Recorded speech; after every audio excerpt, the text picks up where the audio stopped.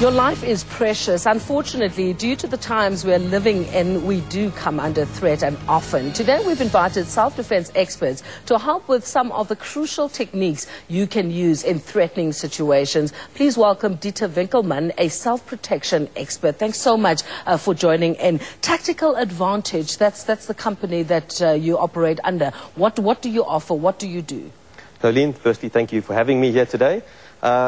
The reason we put the word self-protection is as Norman indicated, self-defense is actually something that comes at the end of an encounter. And I think we need to start off a whole lot earlier when we look at self-protection, because self-protection is holistic so we're looking preventative rather than curative. So there must be both elements to this. Yes. And where we're really looking at is, if we were to describe a survival pyramid, a matrix which we could use in order to have a process of how to survive a potential situation. Yes. You would have 4 levels. The bottom one would be your attitude, which would equate to your survival instinct, your intuition, that level. What comes on top is then a knowledge layer. And the knowledge layer builds your confidence because it dispels your fears.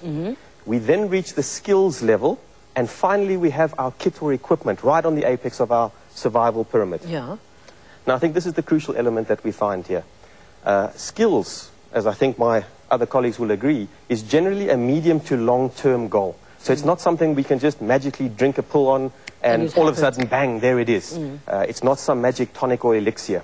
But to change a person's attitude or a person's knowledge is something that we can generally accomplish a whole lot sooner. So the first thing that we have to do is we have to believe that there is something that we can do. So if we have an attitude that says there's nothing we can do, we're correct. If we have an attitude there is something we can do, we're correct also. Okay, so we need to first and foremost cultivate the attitude that says there is something that I can do.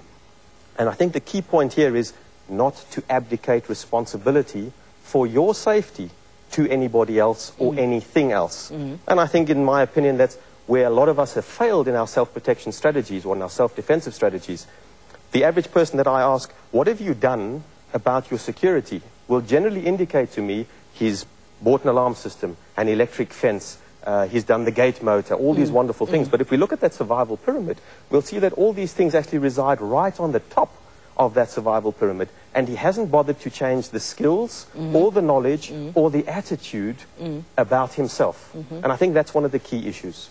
So if someone says to me, should I go out and buy myself a self-defensive weapon, irrespective of what that is, from a baton to a self-defense spray to a firearm, however they want to go, my first question is, are you prepared to change your attitude, gain the necessary knowledge in the use of that weapon?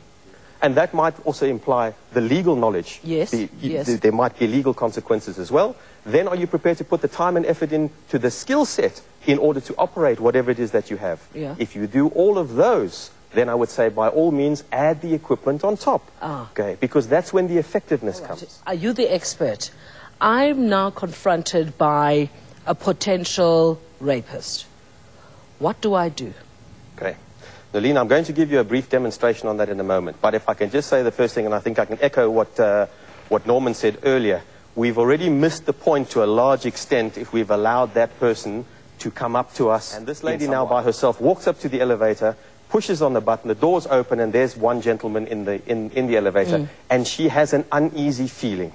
Generally, we are now driven by ego. We go, well, he'd be insulted if I didn't go in there. I'm being paranoid. We're doing all these wonderful things. And actually what we're doing is we're being even more silly. We're allowing ego now to drive this, or a sense of, I can manage this situation. And that's where we've already started to go wrong. What's sillier? Climbing into a lift, okay, which is basically an insulated steel container with a stranger that we're uncomfortable with, or stepping back and waiting for the next lift to come.